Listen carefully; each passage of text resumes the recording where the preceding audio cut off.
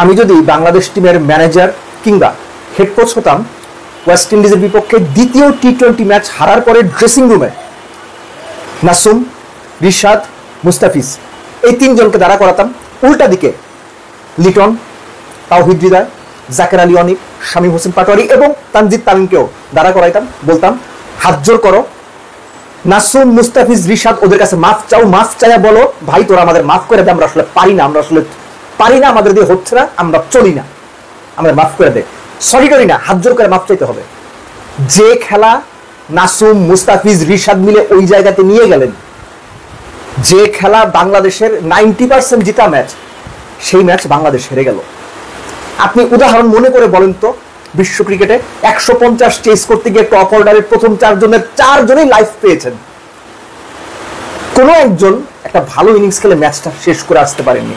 আমি তানজিদ তামিমকে ইনিংসকে ভালো ইনিংস কোনোভাবেই বলবো না, কারণ তিনি খেলাটা শেষ করতে পারেননি। লাভ কি ইনিংস খেলে? কোনো লাভ নাই। তার সঙ্গে আপনি যোগ করে নিন শামীম হোসেন পাটোয়ারি, জাকের আলী অনিক এবং তাওহিদ হৃদয়। ট্রাস্ট মি, এই তিনজনকে নিয়ে আপনারা বিশ্বকাপে যেতে চান কিনা সিরিয়াসলি চিন্তা করেন।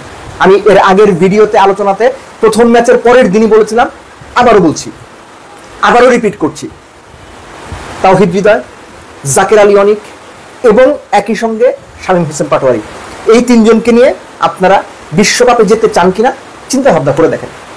বাংলাদেশ যে পারফরমেন্সটা, যে ম্যাচটা টি-20 ম্যাচটা হেরে সিরিজ খোয়ালো ওয়েস্ট ইন্ডিজের সঙ্গে, এটা অপরাধ, অন্যায়। বিএসটিআই অনুমোদিত দেশের প্রথম electrolyte drinks active plus, be hydrated, stay active. প্রথম কথা বলি যে সাইফ আউট হয়ে গেছেন, ফাইন। তানজিদ তামিম তার শর্টস খেলছিলেন, ফাইন। প্রথম 4 ওভারে কত 14 রান বোধহয় হয়েছে, প্রেশার ছিল। লিটন এসে কি করলেন? প্রথম বলটা 1 নিলেন, পরের বলটা স্কুপ খেলতে গেলেন। জেডেন সেলসের ফার্স্ট ওভারের প্রথম বলটা তিনি স্কুপ খেলতে গেলেন, টাইমিং হলো না। ওই ওভারে লিটন 3টা 4 পেয়েছেন। লিটন প্রথম 9 বলের মধ্যে 4টা 4 মেরেছেন, খুব ভালো টাচ মনে হচ্ছিল, লাইফও পেয়েছেন এর মধ্যে। আপনি শামীমকে প্রশ্ন করেছিলেন, শামীমের সমালোচনা করে বলেছিলেন লিটন, মনে আছে? আপনার সমালোচনা কি করবে? আপনি ক্যাপ্টেন হিসেবে কি দায়িত্ব নিলেন? আমি দেবচৌধুরী আপনাকে প্রশ্নটা করলাম। আপনারও সবসময় এনজয় করা যাবে না, মাঝে মধ্যে মাথাটা ঠান্ডা করে ব্যাটটা করতে হবে দলের জন্য। ফ্ল্যামবয়েন্ট হওয়া যাবে না, শর্টস খেলতে পারি। মোনালিসা ভাই মাফ চাই, প্রচুর মোনালিসা দেখাইছেন, এখন একটু বেসিক ক্রিকেটটা খেলেন। শামীমকে যেভাবে বলেছিলেন আমি আপনাকে ওইভাবে বললাম, এভাবে বললে হবে না, আপনাকে ভাবতে হবে লিটন। তাওহিদ হৃদয় লাইফ পেলেন কত? 5 বা 6 রানে, অলমোস্ট কার্বন কপি শট। আপনি বাউন্ডারিটা ক্লিয়ার করতে পারছেন না, নিচে খেলেন, 1 খেলেন। তাওহিদ হৃদয় 1 খেলে আপনি তানজিদ তামিমকে স্ট্রাইক দেন, রান তো অনেক বেশি না। আপনি কি করলেন? নায়ক হতে গেলেন, হাতে মেরে দিয়ে আসলেন, তার আগে কিন্তু লাইফ পাইছেন। জাকের আলী অনিক, আমি জাস্ট একটা জিনিস মনে হয় আমার এখন, যে যারা বা যিনি জাকের আলী অনিককে ন্যাশনাল টিমে খেলাচ্ছেন, সুযোগ দিচ্ছেন, এটা নির্বাচক হন, নির্বাচক, ক্রিকেট অপারেশনসের কেউ হন, ক্রিকেট অপারেশনসের কেউ, কোচ হন, কোচ কিংবা ক্যাপ্টেন, যিনি বা যারা মিলে জাকের আলী অনিককে খেলাচ্ছেন, জাকের আলী অনিককে ন্যাশনাল টিমে টিকিয়ে রেখেছেন, তারা বাংলাদেশ ক্রিকেটের ক্ষতি চান।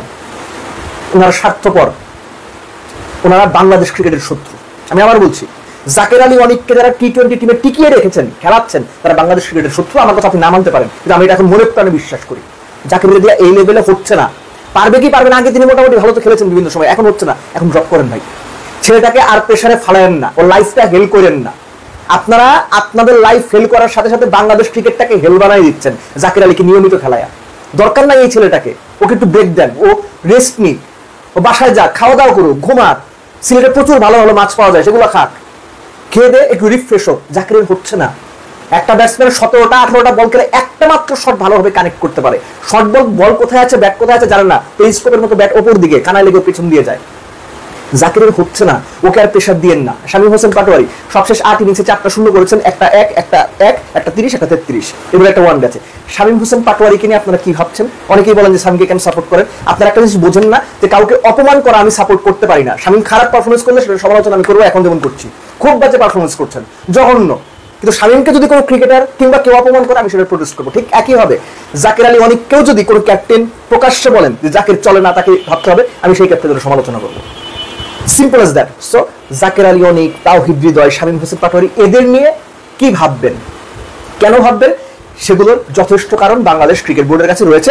অল্টারনেট কি? আমি এর আগের আলোচনাতেও বলেছিলাম, আপনি ইয়াসির রাব্বিকে চিন্তা করতে পারেন, আপনি আকবরকে চিন্তা করতে পারেন। আমি পার্সোনালি ফিল করি আকবর ইজ প্রিপেয়ার এনাফ। আকবর যথেষ্ট প্রস্তুত, ইয়াসির আলী রাব্বি যথেষ্ট প্রস্তুত খেলার জন্য।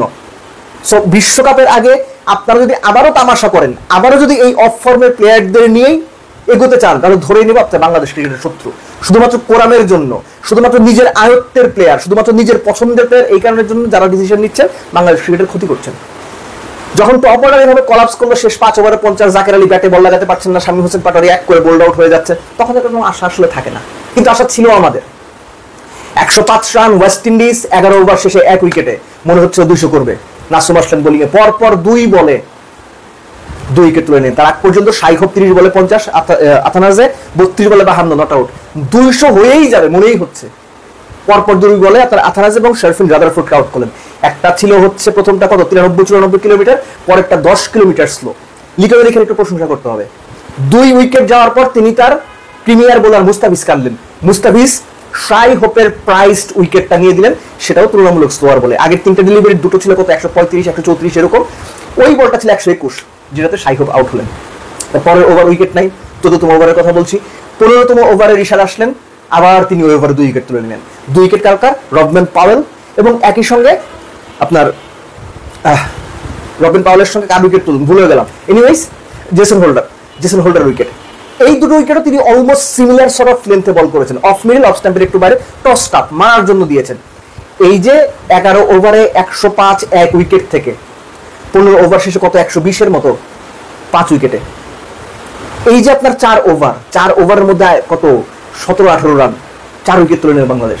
তখন আর ওয়েস্ট ইন্ডিজের কোনো ওয়ে আউট ছিল না, ওয়েস্ট ইন্ডিজ তখন শুধুমাত্র ড্যামেজ কন্ট্রোলের রাস্তায় গেছে। পরের 30টা বল থেকে ভাই কোনো মতে 30টা রান কর, 30টা বল থেকে 40টা রান কর, এক্স্যাক্টলি তাই করেছে ওয়েস্ট ইন্ডিজ। শেষ 30 বলে তারা ওই 30-32 রানই করেছে। এই যে মাঝখানের স্প্যানের নাসুমের দুর্দান্ত পরপর 2 বলে 2 উইকেট, মুস্তাফিজের শাই হোপের গুরুত্বপূর্ণ উইকেটটা নিলেন, তারপরে রিশাদ 1 ওভারে 2 উইকেট নিলেন, শেষ ওভারে গিয়ে মুস্তাফিজ আবারও 2 উইকেট নিলেন, শেষ বড় উইকেট নিলেন, 1 ওভারে 3 উইকেট। বোলাররা আর কি করবেন ভাই, জান দিয়ে দিবে আপনাদের জন্য। কিডনি, হার্ট, লাং, চোখ, নাক, দাঁত সব উঠে দিয়ে দিবে ব্যাটসম্যানদের জন্য। আর কি করবে মুস্তাফিজরা, রিশাদ, নাসুমরা আর কি করবে আপনাদের জন্য? এর চেয়ে বেশি করা যায় না। এর চেয়ে বেশি ভালো বল ওয়েস্ট ইন্ডিজের এই টিম লাইনে পেরে গেছে, তাহলে যেটা হইতে হবে 105 রানে 1 উইকেট, 110 রানে ফল আউট হয়ে যেতে হবে। পরের 20 বলে 9 উইকেট হারাইছে ওয়েস্ট ইন্ডিজ, এরকম হইতে হবে। এর চেয়ে ভালো যদি কিছু হইতে হয়, এই ম্যাচটা বাংলাদেশের জেতা উচিতই ছিল, যে কোনোভাবে জেতা উচিত ছিল।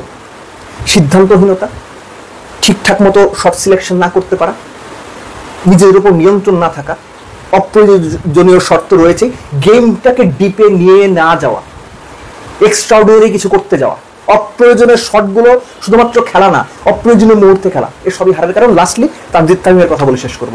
ভালো ইনিংস, নো ডাউট, অকার্যকর ইনিংস। আপনি কেন 44-এ লাইফ পাওয়ার পর ওইরকম 60-62 করে আউট হবেন? আপনি কেন ম্যাচ শেষ করতে পারবেন না? এখানে তো আপনার অ্যাবিলিটির পরিচয়। এই অ্যাবিলিটি আপনার যদি গ্রো না করে, আপনি কিসের বড় প্লেয়ার হইলেন? কিভাবে বড় প্লেয়ার হবেন? কিভাবে গ্লোবাল স্ট্যান্ডার্ডে নিজেকে জানান দেবেন? মনে আছে চ্যাম্পিয়ন্স ট্রফি কিংবা টি20 যে এশিয়া কাপটা হলো, সেটার ফাইনালের কথা? ভারতের এক ব্যাটসম্যান কি ইনিংসটা খেললো, কিভাবে ম্যাচ জেতালো, মনে আছে ফাইনালের কথা?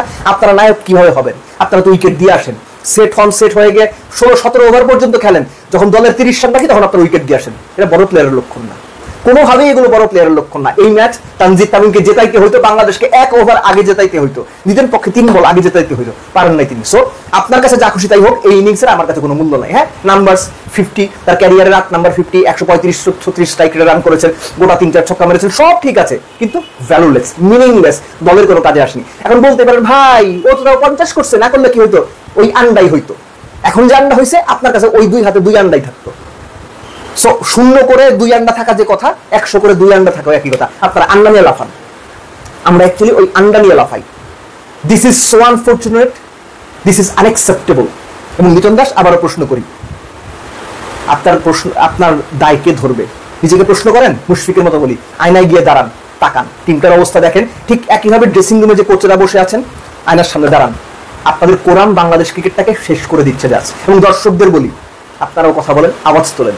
এই কোরআন যে পর্যন্ত থাকবে, এই কোরআন যে পর্যন্ত অপ্রয়োজনীয় প্লেয়ারদের দিনের পর দিন টেনে নিয়ে যাবে, বাংলাদেশ ক্রিকেট শুধুমাত্র নিচের দিকে যাবে। বাইরে অনেকেই আছেন যাদের সুযোগ পাওয়া এখন জরুরি। বিশ্বকাপ সামনে, কোনো তামাশা চলবে না। এবং তামাশা যদি করতে হয় সেটার প্রতিবাদ করতে হবে এবং সেই তামাশার এগেনস্টে শক্ত অবস্থান নিয়ে দাঁড়াইতে হবে। নইলে যে তামাশা দেখতেছেন, যে ডিম নিয়ে নাড়াচাড়া করতেছেন, যে অশ্বডিম্ব হাতে ধরে বসে আছেন, আমি বসে আছি, আপনারা বসে আছেন, বিশ্বকাপও এই অশ্বডিম্ব ধরেই বসে থাকা লাগবে। So this is high time. প্রশ্ন করেন, প্রশ্ন তোলেন, জবাবদিহিতা চান। এরা বাংলাদেশ ক্রিকেটটাকে কোরআন করে শেষ করে দিচ্ছে।